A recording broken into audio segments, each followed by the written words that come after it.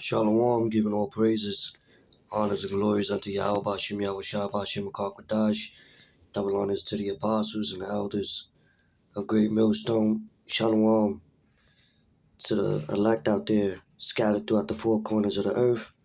This is Kwadash Payah, and I might name this video or lesson, I stand upon my watch, right?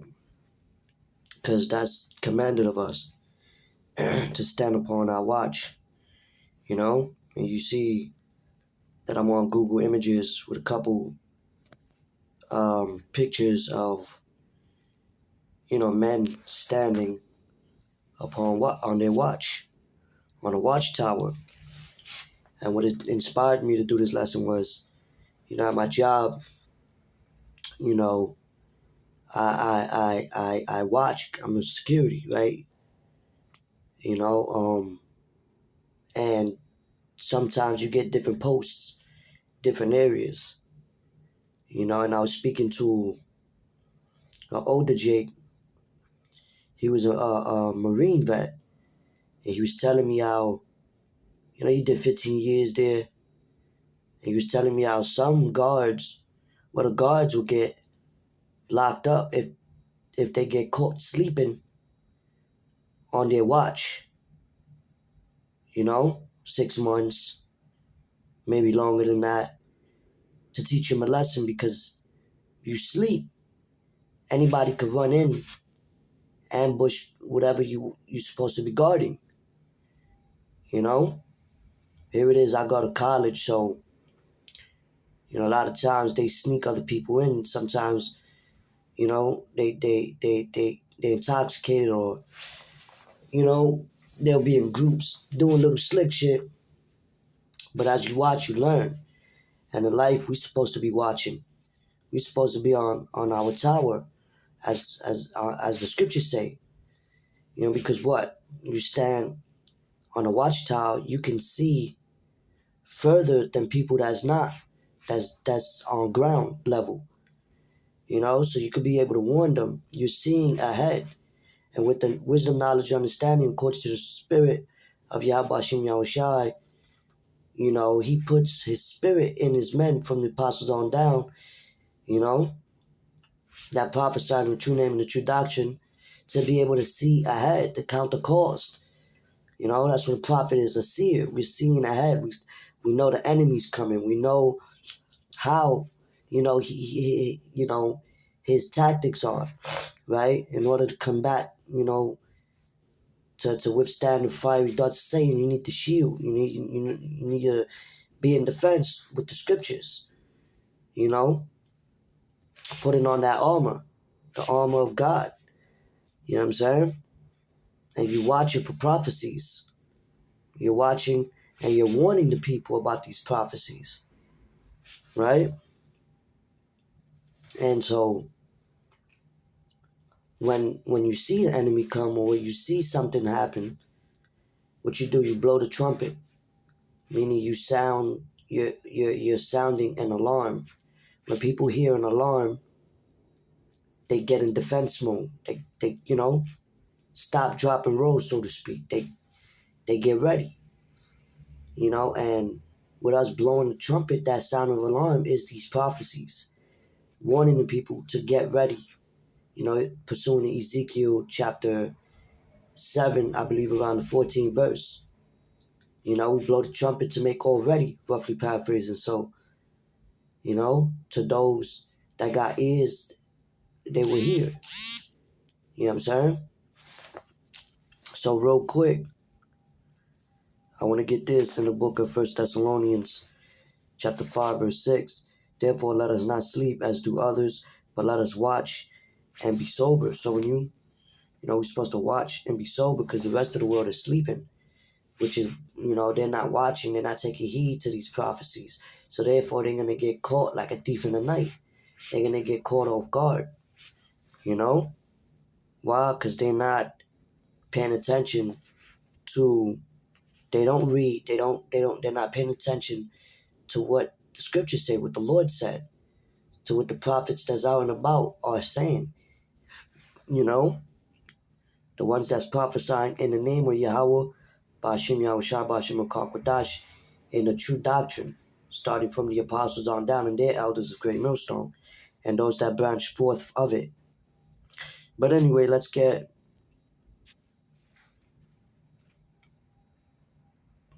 so we supposed to stay up, meaning sober. We supposed to stay focused, constantly being aware, constantly updating lessons, prophesying,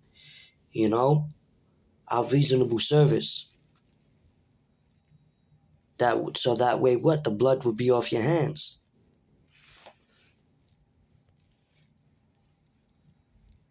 To be sober, right? To be sober, to be calm and collected in spirit, to be temperate, dispassionate, circumspect, like a circumference. You're aware, of what's around you, like a 360 degrees, circumference, circumspect, to watch, it says to be calm and collected in spirit. Damn. Because what? Scriptures say, wisdom and knowledge shall be what? The stability of thy time. So when all hell breaks loose, great famines, great plagues, martial law, uproars of the people, World War III, the hour of temptation with that digital device they want in people, right? When they usher in these restrictions, lockdowns, you're going to have cannibalism, you're going to have civil unrest, so on and so forth. People getting into FEMA or quarantine camps, right? But the elect will be cool, calm, and collective in spirit. This is why we're training up our spirit, watching, preparing, which is everybody else that don't have this truth, this wisdom, knowledge, and understanding, not temperate in the spirit. They're going to be what? Unstable. Not knowing where to go. They're going to panic, all shaken up, looking for the prophets of the Lord. We ain't going to be around,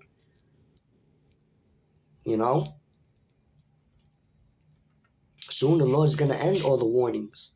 Warnings, warning, warning, warning. Until that final, climax hit. Like a woman in travail.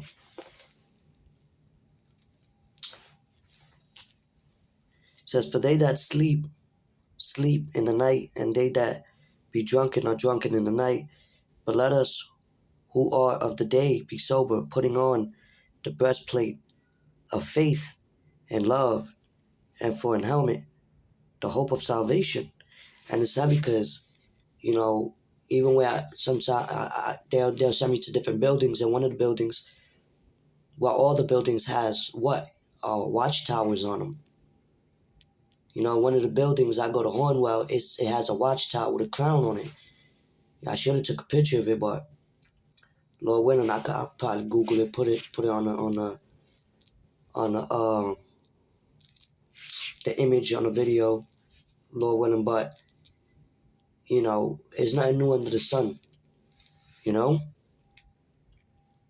we have that spiritual armor, the faith. Read Ephesians the 6th chapter. Shield of faith. The helmet, the humbleness, humility. Discernment, patience. You know what I'm saying? Faith, prayer, most importantly. So these are all attributes of what we're supposed to put on spiritually, and walk it physically. Because that's our spiritual armor, And the name is a tower. The name of the Lord is like a tower. Scriptures speak about that. So we call upon that name, we run in unto it, and we are safe. See, the elect is going to take heed to the warnings, the prophet's warning, and we're going to call upon a name and run into that refuge, that safe haven, through the front door, through the front gate. You know what I'm saying? Not running around to and fro, right? got to keep your eyes single. Matter of fact, let me get that. This is Proverbs chapter 18, verse 10. The name of the Lord is a strong tower. The righteous runneth into it and is safe. You know? So that's why when, when there's like weather catastrophes, or it's raining, people will run under something so they won't get caught in that storm. And the storm is coming. And the only, safety zone is believing in faith and sincerity and in a godly fear unto the name Yahweh, who the world ignorantly call God, which is in name in the Hebrew is Yahweh, meaning He is. But Hashem means in the name of Yahweh Shai, His only begotten Son, which the world calls JC, if you understand what those initials mean. But His real name is who? Yahweh Shai in the Hebrew, meaning what? He is the deliverer, because He's coming back to deliver His men, those that call upon the name, because He comes in the name of His Father. So in order to get to the Father, you got to call upon the name of the Son, right? So, that's our strong tower. But let me get the book of Habakkuk where it says, I will stand upon my watch, right? Because I had that one on deck.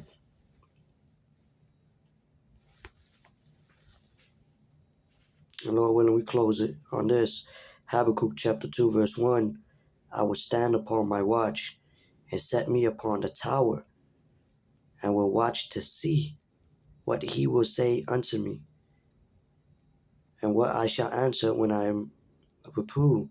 And the Lord answered me, said, write the vision and make it plain upon tables, that he may run that readeth it. For the vision is yet for an appointed time, but at the end it shall speak and not lie. Though it tarry, wait for it, because it will surely come. It will not tarry, right? So these prophecies are not tarrying. They said the vision is yet for an appointed time, but at the end it shall speak. We know we at the end, man. All these prophecies are speaking, and on a global level, on a global scale, and those that are watching through the Spirit, if the Lord is supping with you, He'll give you the eyes to discern, the eyesight to be able to watch current events, prophecies, what's going on, and how it all connects, and then filtering it through the scriptures, giving you that understanding, opening up your mind, So we're waiting for that day, man. The vision is yet for an appointed time. So we're supposed to wait. When you watch it for something, you wait. You be patient. Just like a fisherman, So yeah, I hope this lesson was edifying. I hope I wasn't just rambling, So salaki about that if I was rambling. But I hope, to those that got ears to hear, you get something out of it. And with that, hey man, we can't fall asleep, because that hour is coming. Just like when Yahweh Shai, I want to bring this scripture out real quick as a form of an example in the book of St. Matthew chapter 26 verse 40. It says, and he cometh unto the disciples and findeth them asleep, and saith unto Peter, what, could ye not watch with me 1 hour? So we, and because what? We got to be aware, right? Got to be aware of what's going on, current events, because, you get caught up in society and life, and, you get distracted in what this, in this world, in the flesh, what everything is around, and, upon everything that's around you, you may go to work, you may have kids, you may, scriptures say what? The spirit is willing, but the flesh is weak. Sometimes, your flesh, man, you're not always in the spirit, but you pray for that. You know what I'm saying? So you won't get caught off guard. You won't get distracted by anything. You know what I'm saying? You want to stay on your P's and Q's. Stay in the spirit. Keep that momentum, you know? So that way you won't sleep. You're aware of what's going on. You're focused. You're paying attention. You know, because we're headed to what? That great and final hour. You know? All these prophecies, you know, as a domino effect to lead to what? The great hour of temptation. You know? We're about to approach midnight, man. Which is going to lead to World War III and the second coming of Yahushua. You know, so you don't want to miss out. You don't want to, you know, you want to be aware of everything, so to speak. Be not ignorant of anything small or great. And that'll show if you know, you got to be diligent in your watch. Know what to watch for as well. You know, because people see things, but they're looking at the wrong things. People are distracted of the wrong things, bread and circus. Right? You know, these people are not looking at what the bigger picture is. What's important. You know, they're getting distracted from world fucking, you know, drama, celebrity gossip, you know, sports entertainment, shit like that. False news, broadcasting different, you know, not realizing that we battle not against flesh and blood, but against principalities. So we gotta understand the bigger picture spiritually, to warn the people spiritually, you know? But anyway, man, because, hey, the flesh, man, we gotta conflict the flesh. You know, separate from this world as much as possible to get closer to the Lord through the Spirit. You know what I mean? Anyway, with that, I hope this lesson was edifying. Until next time, I'm going to say shalom.